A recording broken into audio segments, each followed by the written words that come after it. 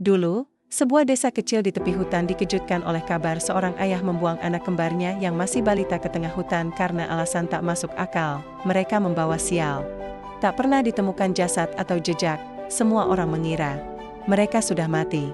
12 tahun berlalu, desa itu hidup tenang, sampai suatu malam, dua sosok remaja muncul di tengah kabut, berdiri di jalan desa dengan mata kosong dan senyum aneh. Mereka mengaku bernama Dira dan Dara, anak yang dulu dibuang. Kehadiran mereka memicu teror dan kegelisahan. Warga mulai mengalami mimpi buruk, ternak mati mendadak, dan anak-anak mulai mengigau, apa yang sebenarnya terjadi selama mereka tinggal di hutan? Apakah mereka manusia, atau sudah menjadi sesuatu yang lain? Langit sakit itu keruh. Awan kelabu menggantung rendah di atas desa Karangjati, seolah ikut menyimpan rahasia yang hendak dikubur dalam diam. Surya berjalan cepat melewati jalan setapak hutan di belakang desa, menggendong dua balita kembar dalam Selamat Kimmel. Tidak ada pelukan, tidak ada terima kasih. Hanya langkah dan pernafasan berat seperti membawa beban yang ingin segera dibuang. Beberapa warga memperhatikan dari kejanggalan, tapi tak satu pun yang mendekat. Semua orang sudah mendengar desas-desus sejak pagi. Surya mau buang anaknya ke hutan. Katanya mereka bukan manusia. Anak kembar itu, Dira dan Dara, memang lahir di luar kebiasaan. Lahir di tengah malam buta, tanpa tangisan, hanya suara hujan yang turun tiba-tiba meski bulan cerah. Sejak itu, rumah Surya sering terdengar tangisan. Yang bukan dari bayi. Kadang-kadang suara perempuan tua. Kadang-kadang suara tawa, yang membuat bulu kuduk tetangga berdiri. Gila, bisik Pak Karmin, tetua desa. Tapi kita tak bisa ikut campur. Kalau benar anak itu pembawa celaka, Surya berhenti di pinggir hutan. Nafasnya tersenggol. Kedua anak itu terdiam dalam gendongan, tahu seolah-olah akan kemana mereka membawanya. Maaf, ini bukan salah kalian. Tapi dunia ini gak cukup kuat buat nampung kalian, ucap Surya lirih, nyaris seperti bisikan untuk dirinya sendiri. Lalu, dengan satu gerakan ragu-ragu tapi pasti, ia meletakkan kedua bayi itu di antara akar pohon besar yang menghitam. Seperti terbakarnya petir di masa lalu, langkahnya kembali. Punggungnya menjauh, dan kedua bayi itu tak menangis. Keesokan harinya, Surya tidak terlihat lagi. Rumahnya kosong, pintunya terbuka, dan panci rebus di dapur masih hangat. Tampaknya dia menghilang begitu saja. Warga hanya saling memandang, menelan. Rasa takut yang tak berani diungkapkan. Tak ada yang berani menjelajah hutan. Tak ada yang mencari bayi kembar itu, dan dari hari itu, nama Dira dan Dara hanya dibisikkan dalam doa-doa yang ragu. Bukan karena cinta, tapi karena takut. 12 tahun berlalu sejak Surya menghilang dan Dira Dara dibuang ke hutan. Desa Karangjati tumbuh pelan-pelan, seperti luka lama yang dibiarkan sembuh tanpa diobati. Tak ada lagi yang membahas peristiwa itu. Anak-anak baru tak pernah mendengarnya. Dan orang-orang tua memilih diam, hingga malam itu tiba, kabut turun lebih cepat dari biasanya. Udara dingin menyusup sampai ke tulang, meski bulan belum naik penuh. Beberapa warga masih duduk di warung Bu Marmi ketika suara langkah kaki terdengar dari arah jalan setapak, jalan menuju hutan. Siapa tuh malam-malam dari arah sana, gumam Pak Salim, jaket rapatnya, lalu mereka muncul. Dua sosok berdiri di bawah lampu jalan yang redup. Perempuan kembar, usia belasan. Rambut panjang, pakaian lolo, kaki telanjang penuh tanah. Wajah mereka pucat, tapi bukan seperti orang sakit, lebih seperti bayangan. Mereka hanya berdiri diam, tak berkata apa-apa, memandang langsung ke arah para warga yang kini mulai berdiri, saling memandang, saling bisik, mata mereka tak berkedip, senyumnya tipis, tidak ramah, tapi juga tidak marah. Tampaknya olah, mereka hanya menunggu. Siapa kalian? Tanya Bu Marmi, suaranya bergetar meski mencoba terdengar biasa. Salah satu dari mereka melangkah maju. Aku, Dara. Yang satu lagi mengikuti, aku Dara. Kami pulang. 3 kata itu membuat semua orang membeku. Beberapa ibu langsung memeluk anak-anak mereka. Pak Salim memegang dada. Mata tua itu memuaskan, mencoba memastikan, wajah-wajah itu benar-benar wajah anak bayi yang dulu dibuang ke hutan. Tapi bagaimana bisa? Mereka masih hidup? Bagaimana mereka bisa tumbuh di hutan, dan kembali? Anak siapa kalian? Tanya Pak RT akhirnya. Meski sudah tahu jawabannya, Dira dan Dara saling menatap sebentar, lalu menunduk secara bersamaan. Anak ayah yang dibuang. Sejak malam itu, Karangjati tak lagi sama. Warga gelisah, takut tapi juga penasaran. Dira dan Dara diberi tempat tinggal sementara di rumah kosong dekat balai desa. tak ada yang berani menolak. Tapi tak ada yang benar-benar menerima, dan malam-malam berikutnya, mulai terdengar suara-suara, tangisan, bisikan, langkah kaki. Tapi saat dilihat keluar, tak ada siapa-siapa. Rumah kosong milik almarhum Pak Broto kini dihuni oleh dua tamu yang tidak diundang, tapi juga tidak bisa ditolak. Dira dan Dara tinggal di sana sejak malam pulang mereka. Rumah itu terletak tepat di tepi desa, menghadap langsung ke arah Houghton. Ironisnya, seperti lingkaran yang kembali ke asalnya, setiap pagi, warga pura-pura tidak melihat ke arah rumah itu. Tapi siapapun tahu, rasa ingin tahu mereka membuncah. Ibu-ibu bergosip di warung, bapak-bapak mengawasi dari balik tirai. Anak-anak dilarang mendekat, tapi diam-diam ada yang mengintip dari belakang semak. Dira dan Dara hidup tenang. Terlalu tenang. Mereka jarang bicara. Jika ditanya, hanya menjawab seperlunya. Senyum mereka tak pernah penuh, seperti sekedar gerakan.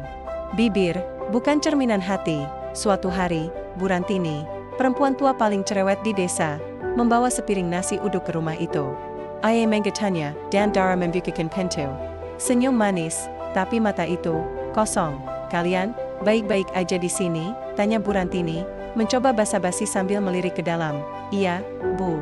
Kami senang pulang, jawab Dira yang tiba-tiba muncul di belakang. Bu Rantini tertegun. Ia yakin suara Dira datang dari belakang, tapi saat menoleh, tak ada siapa-siapa. Hanya Dara yang berdiri sendiri di depan pintu.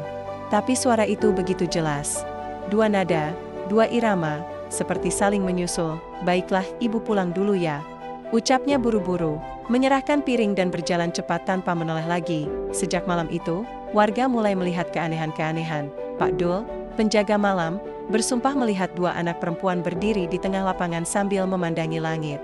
Saat ia mendekat, mereka menghilang begitu saja. Ibu Yati, tetangga paling dekat dengan rumah Dira Dara, mengaku mendengar dua suara menyanyi bersahutan dari dapur, padahal rumah itu gelap dan pintunya terkunci. Lalu yang paling membuat bulu kukuk berdiri, semua cermin di sekitar rumah itu mulai retak. Retak halus, seperti jaring laba-laba, dan di setiap pantulan cermin, wajah Dira dan Dara terlihat menghadap ke belakang. Meski mereka sedang membelakangi, warga mulai resah. Tapi tak ada yang berani berpikir terang-terangan. Apalagi setelah Pak RT mengadakan rapat dan berkata, mereka anak kita juga. Jangan ulangi kesalahan Surya. Namun bisik-bisik mulai terdengar, mereka bukan anak-anak biasa. Mereka bukan dari dunia ini. Dan malamnya, anjing penjaga Pak Leman tiba-tiba mati, dengan mata membelalak dan lidah terjulur. Angin malam di desa Karangjati berubah. Tak lagi lembut dan dingin, melainkan dingin menusuk, membawa bisikan yang tak jelas sumbernya. Setiap kali malam turun, hutan di sisi timur desa seperti bernyanyi, atau menangis. Warga mulai bermimpi. Burak. Hampir serempak, Pak Salim bermimpi dikejar dua anak perempuan yang berjalan mundur dengan wajah datar. Bu Marmi bermimpi rumahnya dipenuhi daun kering yang bergerak sendiri. Anak kecil mulai mengigau, menyebut-nyebut nama yang sama, Dira, Dara. Mereka tak pernah bertemu langsung, tapi entah bagaimana nama itu sampai ke lidah polos mereka. Di sisi lain, Dira dan Dara tetap tenang. Terlalu tenang. Mereka duduk di teras rumah tua itu setiap pagi, menyisir rambut satu sama lain tanpa suara. Tak pernah terlihat makan, tapi tubuh mereka tetap segar.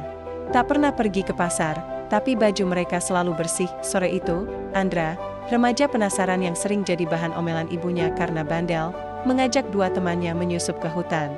Kita lihat tempat mereka dulu dibuang. Pasti ada jejaknya. Mereka masuk diam-diam, melewati jalan setapak di antara akar pepohonan besar. Setelah 30 menit berjalan, mereka menemukan pohon besar yang disebut-sebut dalam cerita warga. Akar-akar hitam menyembul seperti cakar, dan di tengahnya, ada lubang kecil menganga. Wah, ini kayak kuburan, bisik salah satu dari mereka. Andra mendekat. Saat ia menyentuh akar itu, tiba-tiba angin berembus kencang. Daun-daun melayang seperti dilempar, dan suara bisikan terdengar dari dalam lubang. Kembalikan, temannya langsung lari. Tapi Andra bersantai. Mata membelalak. Aku lihat mereka. Pai duduk di dalam, senyum. Temannya menariknya paksa, dan mereka semua kabur keluar hutan. Nafas terengah-engah, jantung berdegup tak karuan, tapi keesokan harinya, Andra tak muncul di rumah. Ibunya mencari kemana-mana. Tetangga ikut membantu, sampai malam, tak ada yang menemukan jejaknya, tapi yang membuat bulu kuduk berdiri, Di depan rumah Dira dan Dara, ada sepasang sepatu berlumpur milik Andra. Rapi, diletakkan dengan hati-hati. Pak RT datang, mencoba bertanya, "Dira, Dara, kalian lihat Andra?" Mereka saling menatap sebentar. "Dia baik-baik saja," kata Dira. "Dia cuma ingin tahu," lanjut Dara, dan Hutan selalu menjawab, "Semua rasa ingin tahu." Tak ada yang berani bertanya lagi, dan malam itu, Hutan tak lagi hanya berbisik.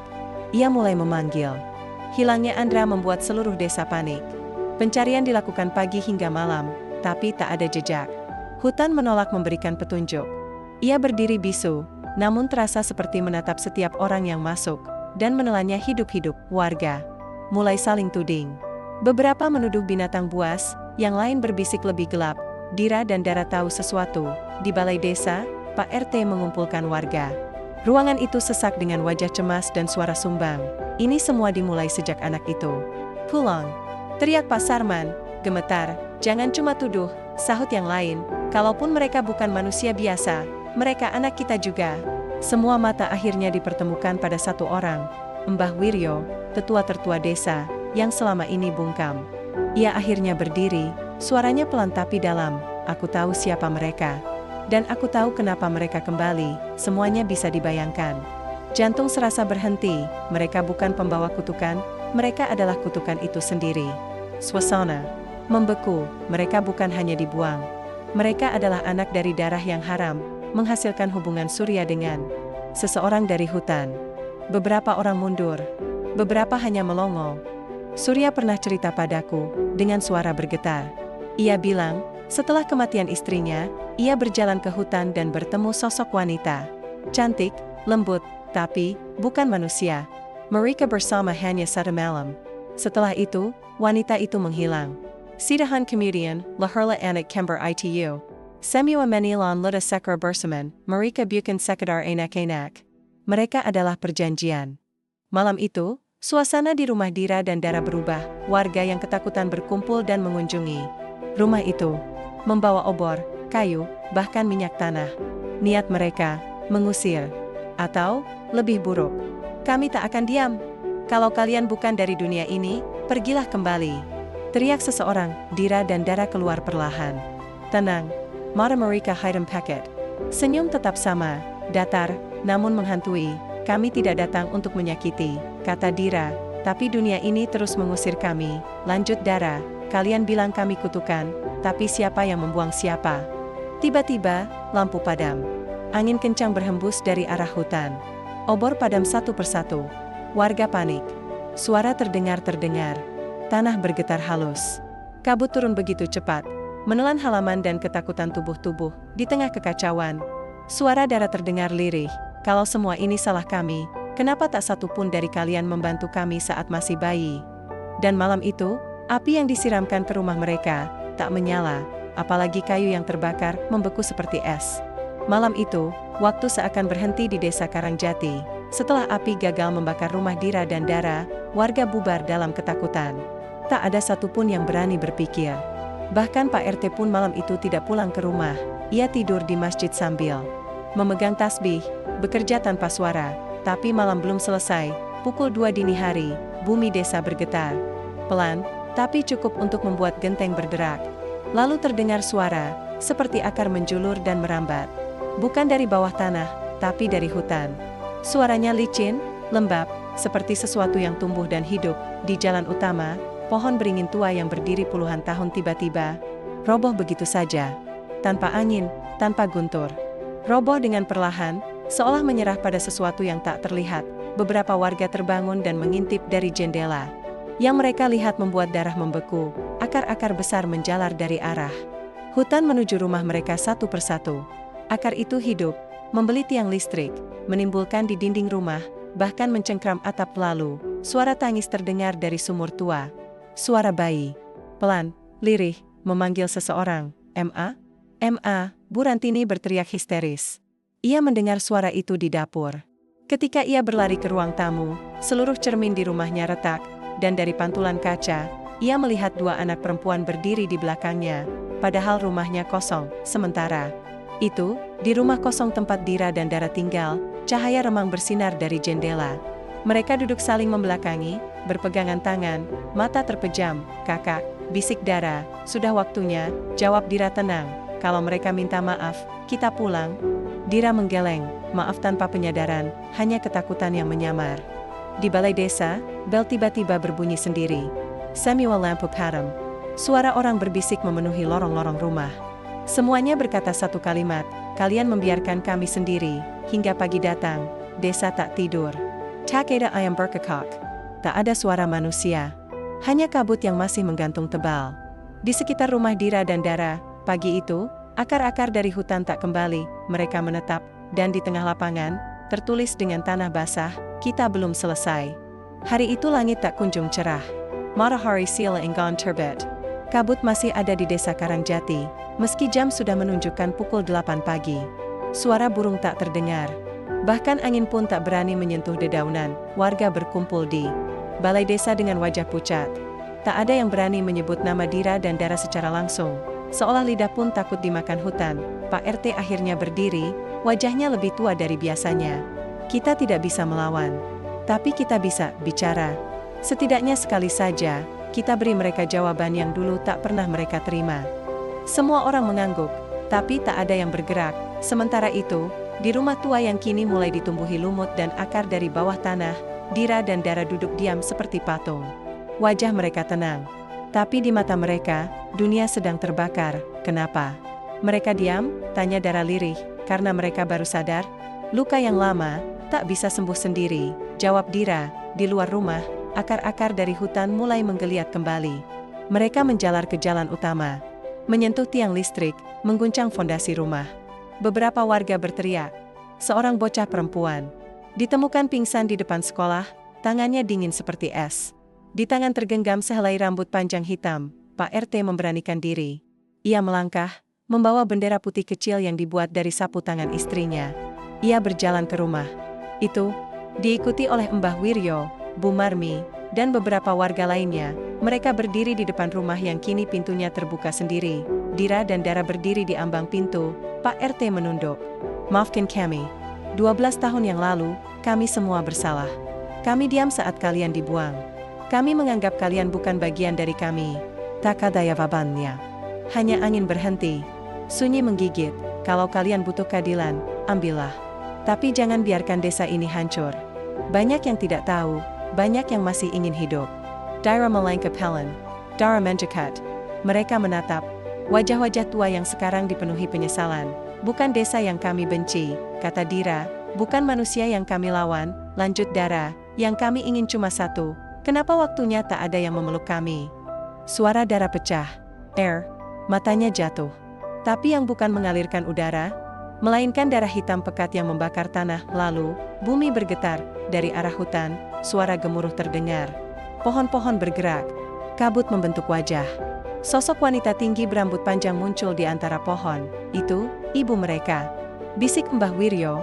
Lututnya goyah. Wanita itu memandang semua warga, lalu menunduk pada Dira dan Dara. Ia merentangkan tangannya. "Pulanglah, anakku."